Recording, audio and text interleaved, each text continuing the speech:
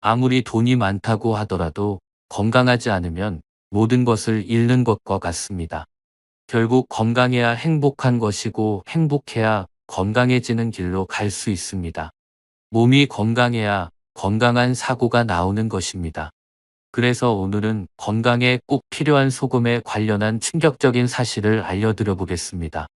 여태까지 우리는 이런 말을 자주 들어왔을 텐데요. 싱겁게 먹는 것이 건강해지는 지름길이다. 나트륨은 피해야 한다. 국물을 마시지 마라. 그런데 우리 몸의 농도는 약 1%의 소금물로 이루어졌다는 사실 알고 계셨나요? 어쩌다 눈물이나 땀을 맛보면 짜다는 것을 바로 알 수 있습니다. 신체를 구성하는 요소의 소금은 반드시 필요한 것입니다. 우리 몸의 모든 액체 예를 들면 눈물, 침, 땀, 소화액, 척수액, 림프액, 위액, 인슐린 등이 모두 소금물입니다. 만약 농도가 낮아지고 소금이 부족하면 어떻게 될까요? 첫 번째로 면역력이 떨어지고 근육 움직임에 큰 문제가 생깁니다.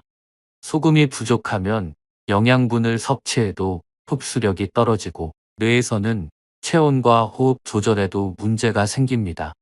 또 소금이 부족하면 그만큼 몸의 수분도 부족하게 되어 심각한 탈수 증상이 나타나는데 이를 대부분 눈치채지 못해 만성 탈수증이 되고 심각한 질병이 생기게 됩니다. 특히 혈관에 탈수가 생기면 혈액이 끈적해져 혈관이 막히는 혈관계 질환이 생길 수 있습니다.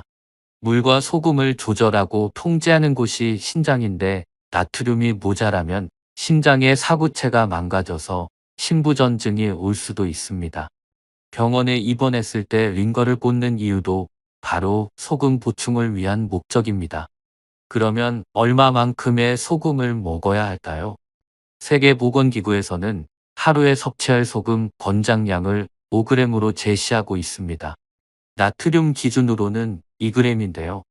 소금은 5g인데 나트륨은 2g으로 구분하는 이유는 바로 소금이 전부 다 나트륨이 아니라 소금의 40%만 나트륨이기 때문입니다.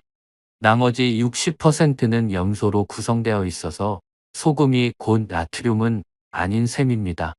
즉 우리의 건강을 위해서 경계해야 하는 것은 나트륨이 과다하게 들어간 새우젓, 간장, 짜장 소스, 코코아, 단무지, 피자 같은 것들이지 소금 자체가 우리 건강을 망친다는 것은 잘못된 상식입니다. 오히려 나트륨이 과다한 음식은 줄이되 소금물을 마시는 것이 다음과 같은 효능이 있습니다. 첫 번째, 불면증 개선입니다. 소금을 섭취하게 되면 뇌세포의 신경 전달 물질 생성에 영향을 미쳐 수면에도 영향을 미치게 됩니다.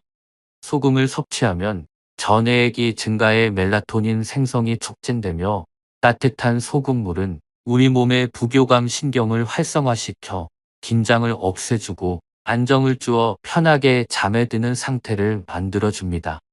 두 번째, 노화 예방입니다. 소금물을 마시게 되면 노화를 늦출 수 있습니다. 이유는 소금에 있는 알칼리 항산화 효과로 인해 죽거나 파괴된 세포를 제거하고 빠른 속도로 세포의 조기 노화를 방지하기 때문인데요. 사과를 반으로 자르고 그대로 두면 점점 갈색으로 변하는 것을 본 적이 있으시죠? 사과가 공기 중에 산소에 의해 산화된 결과입니다.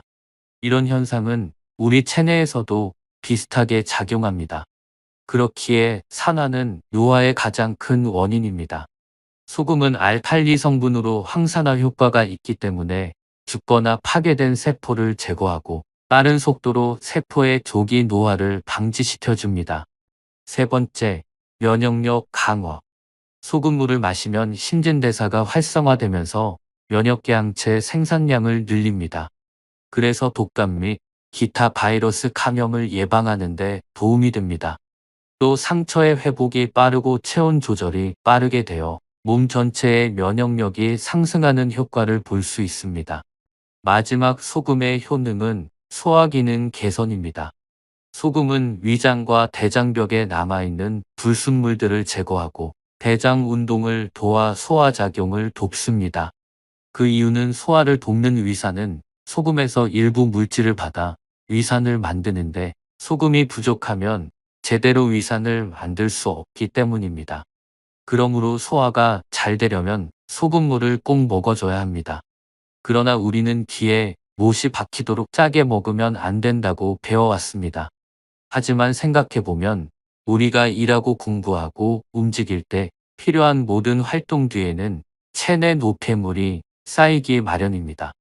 몸으로 들어오는 건 못지않게 밖으로 배출해야 할 것이 쌓여갑니다. 소금은 그런 찌꺼기를 품어 땀이나 소변을 통해 밖으로 짜내고 빼냅니다. 며칠 전에 먹은 염분이 그대로 몸에 쌓여 있는 것이 아니라 소금은 우리 몸에서 계속 배출되고 있습니다. 채워지면 쓰고 또 밖으로 빼내면서 끊임없이 순환하게 됩니다.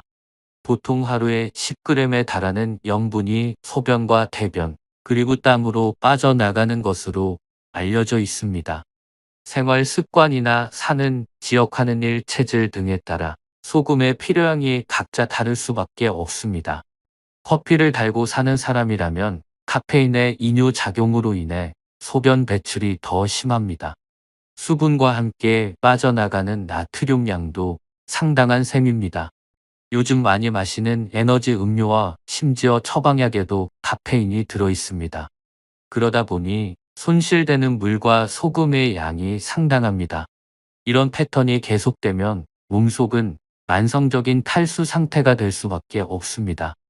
해독 주스로 불리는 과일 주스에는 상당량의 칼륨이 있습니다. 과채 주스를 열심히 먹으면서 염분을 섭취해주지 않으면 나트륨과 칼륨의 균형이 깨집니다. 이런저런 물이나 음료를 마셔서 수분 섭취가 많은 것 같지만 몸속 염도를 맞춰 항상성을 유지하려는 몸은 자연스럽게 수분도 배출할 수밖에 없습니다. 염분이 충분치 않는 몸은 물을 보유할 수가 없습니다. 상황이 이토록 다양한데 그 사람의 생활속 맥락은 고려하지 않고 하루에 며칠을 먹어야 하며 그 이상은 안 된다고 어떻게 단정 지을 수 있을까요? 소금 섭취는 정책으로 결정할 문제가 아니라 각자의 자연스러운 요구에 따라 몸이 스스로 조절할 일입니다. 사람마다 입맛이 다르고 맛있다고 느끼는 간 역시 다릅니다. 그러니 좀 짜게 먹어도 괜찮습니다. 아니, 짜게 먹어야 괜찮습니다. 그렇다면 어떤 소금을 어떻게 먹어야 할까요? 그 방법을 알려드리겠습니다. 기본적으로 소금의 종류는 크게 상관없다고 알려져 있지만 되도록이면 함염을 먹는 것이 좋습니다. 암염은 바닷물이나 호수가 증발해서 결정으로 굳어진 것으로 히말라야 암염은 세계에서 두 번째로 큰 소금 강산으로 5억 년 전에 바다가 증발하고 남은 소금 덩어리이기 때문에 중금속과 각종 공해물질로 인한 오염으로부터 안전합니다. 히말라야 소금도 여러 가지 종류가 있는데 그 중에서도 불순물이 적은 화이트 솔트를 드시는 것이 좋습니다. 마지막으로 소금물 마시는 방법은 우선 200ml 물병에 물을 넣어 준비해 주세요. 두 번째, 그리고 깨끗한 소금 1.8g을 넣어 소금물로 만들어 주세요. 세 번째, 소금물을 섭취하시면 됩니다. 평소 싱겁게 드시는 분들은 처음부터 너무 짜게 먹기 힘들기 때문에 조금씩 소금 농도와 물의 양을 늘려가세요. 소금물을 너무 많이 드신다고 생각이 들면 소변의 상태를 확인하셔야 하는데요.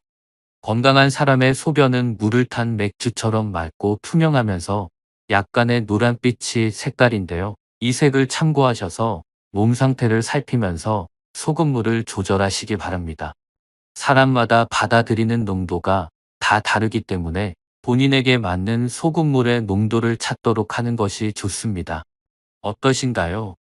소금에 대한 무조건적인 안 좋은 인식보다는 소금물을 적절히 활용해서 치매 예방, 노화 예방, 불면증 개선과 같은 좋은 점들만 이용할 수 있습니다.